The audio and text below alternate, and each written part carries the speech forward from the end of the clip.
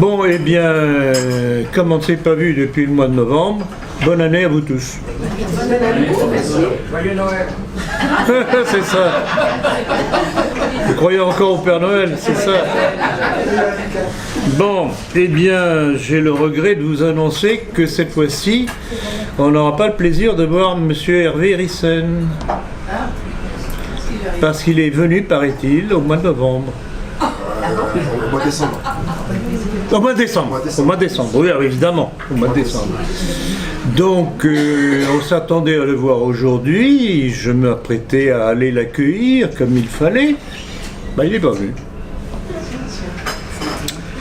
Alors, si certains étaient là au mois de novembre, au mois de décembre, et qu'ils l'ont vu, je serais heureux de savoir ce qui s'est passé exactement. Parce qu'on a eu un écho par personne intermédiaire et on est tout de même pas mal informé. Bon, donc voilà les petites choses que je voulais vous dire en introduction. Je tiens à vous signaler aussi que, sauf imprévu, c'est la dernière fois qu'on fait notre conférence ici. Donc vous verrez, donc ouvrez bien l'œil pour ne pas croire que ce sera ici. Le mois prochain, ce sera ailleurs. Donc soyez attentifs, ne croyez pas et ne vous trompez pas d'endroit. Donc il y avait ça. Et puis on va passer au vif du sujet. C'est-à-dire l'actualité de l'affaire Dreyfus.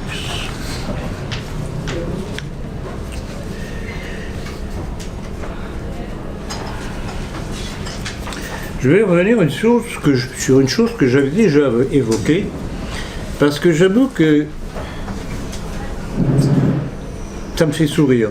Enfin, ça m'attriste un petit peu, parce que je trouve vraiment que c'est de l'aveuglement. C'est que lorsque certains disent que l'histoire ne repasse pas les plats. C'est absolument faux. Je crois d'ailleurs que c'était Louis-Ferdinand Céline qui avait sorti cette énormité. C'est absolument faux. Le problème, c'est que l'être humain, ne tenant pas compte des leçons de l'histoire,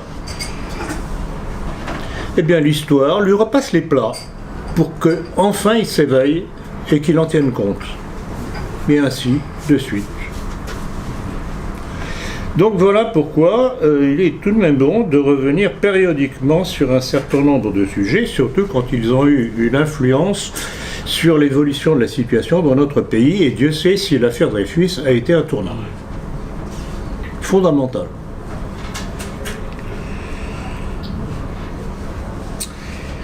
Et ce qui m'a incité à traiter de ce sujet,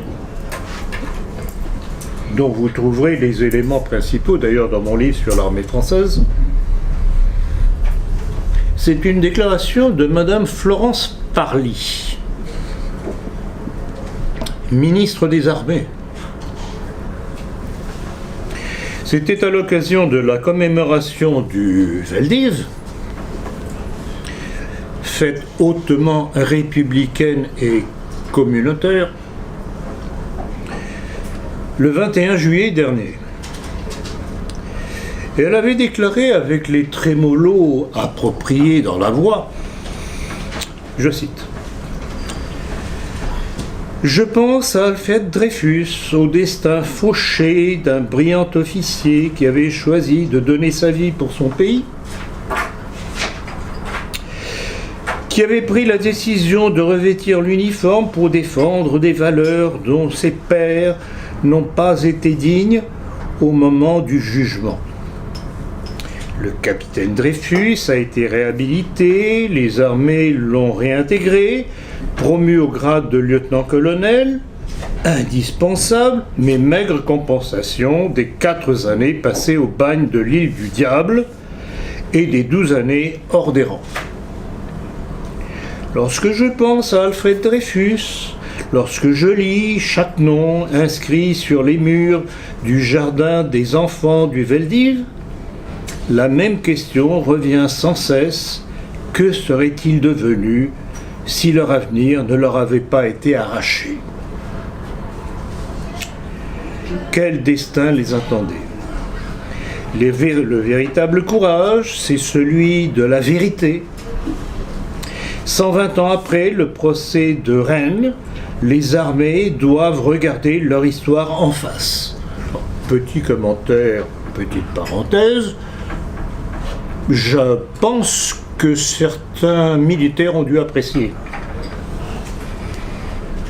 120 ans plus tard, il est encore temps que les armées redonnent à Alfred Dreyfus tout l'honneur et toutes les années qui lui ont été ôtées.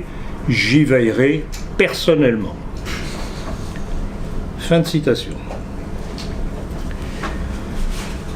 Le quotidien L'Opinion du 22 juillet 2019 annonçait en outre qu'Alfred Dreyfus pourrait être nommé général à titre posthume par Emmanuel Macron. La ministre des Armées, Florence Parly, ayant explicitement ouvert la porte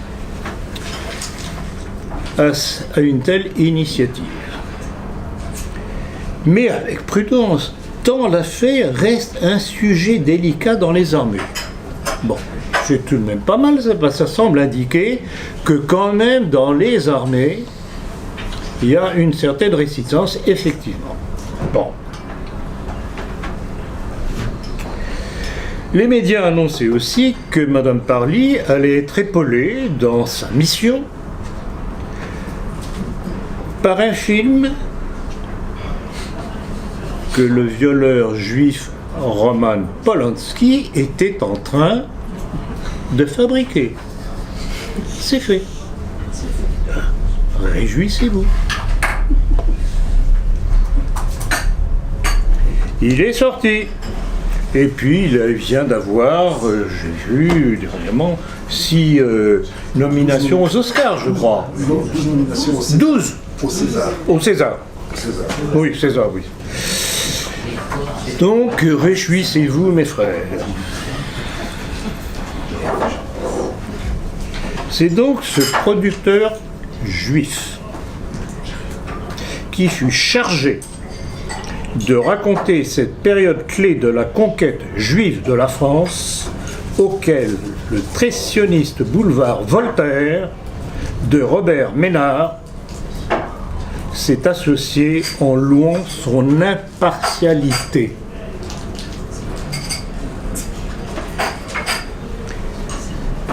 Pour lui, politiquement correct oblige, Dreyfus était innocent.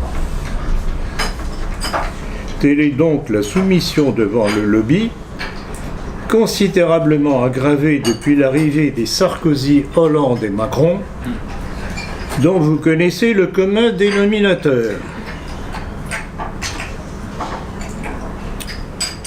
Comprenez-vous pourquoi je moque celui ou ceux qui prétendent que l'histoire ne repasse pas les plats? Le retour dans l'actualité d'Alfred Dreyfus est la démonstration du contraire. Elle repasse les plats et telle est la raison de cette conférence d'aujourd'hui. Revenons à cette affaire particulièrement claire à ses débuts que les intrigues, l'argent juif et certains suicides suspects ont réussi à brouiller. Le capitaine Dreyfus avait été condamné et dégradé pour cause d'espionnage au profit de l'Allemagne le 22 décembre 1894. Dans mon livre sur l'armée française face à la destruction de la nation, dans le chapitre consacré à cette affaire, je suis revenu de façon très documentée sur cette affaire en soulignant justement le nombre de morts suspectes qui entouraient cette affaire. Et morts suspectes toujours au bénéfice du même clan.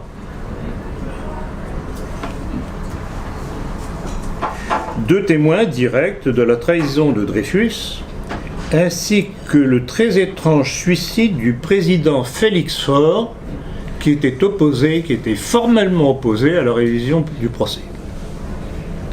comme c'est curieux.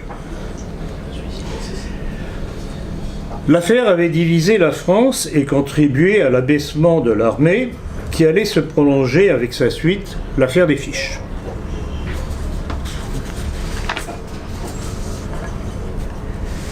Sous la pression des médias, achetés par l'argent de qui vous savez, tel Émile Zola, auteur de son fameux J'accuse dans l'Aurore, Dreyfus finit par être réhabilité et réintégré dans l'armée en 1906.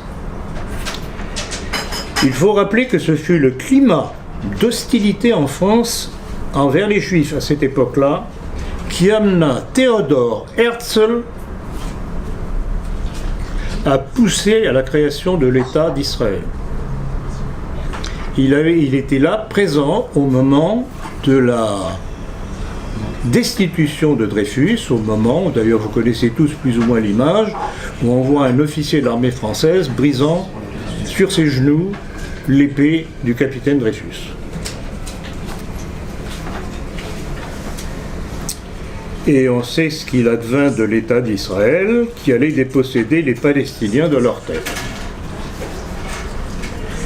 L'affaire Dreyfus fut incontestablement un tournant majeur dans l'affrontement entre la France traditionnelle et le pouvoir judéo-maçonnique qui s'installait avec la Troisième République. Et rappelez-vous le rôle joué par Napoléon qui a aidé à leur introduction dans la société française.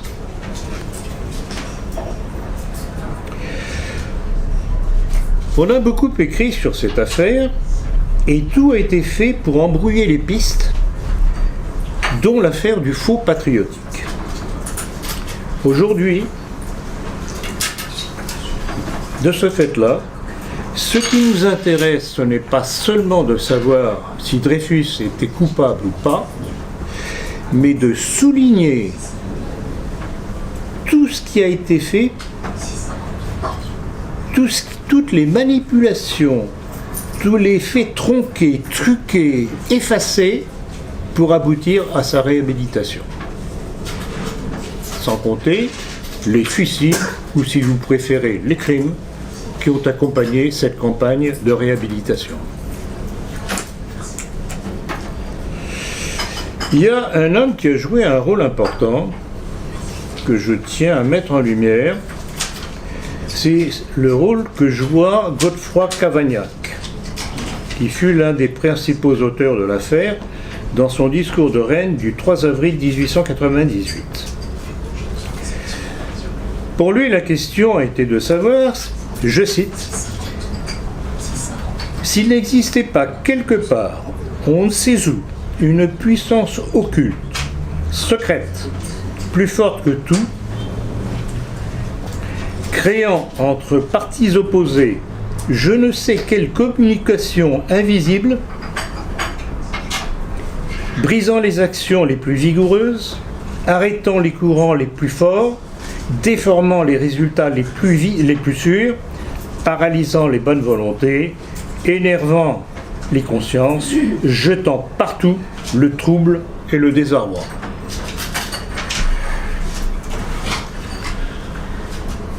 Il faut remarquer que la culpabilité de Dreyfus semblait tellement établie que le président Loubet, qui allait remplacer Félix Faure après sa disparition, accordait la grâce à Dreyfus pour raison de santé.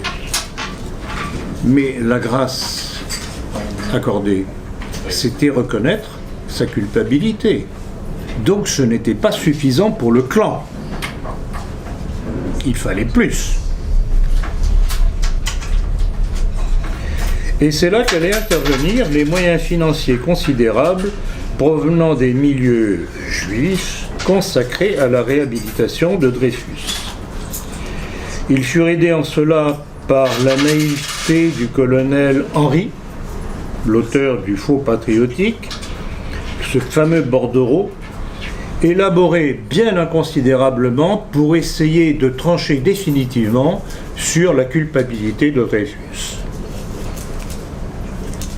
Or, et c'est très important de le souligner, c'est que ce faux, avec ce bordereau en question, est postérieur de 2 ans à la condamnation de Dreyfus.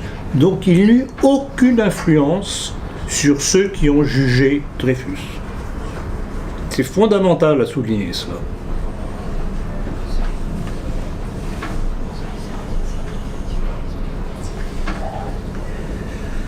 En outre, c'est l'auteur de l'affaire le plus convaincu de la culpabilité de Dreyfus, Godefroy Cavaignac dont je parlais à l'instant, qui honnêtement allait dénoncer ce faux. Donc j'insiste bien, ce faux fait dans la simple volonté de trancher définitivement l'affaire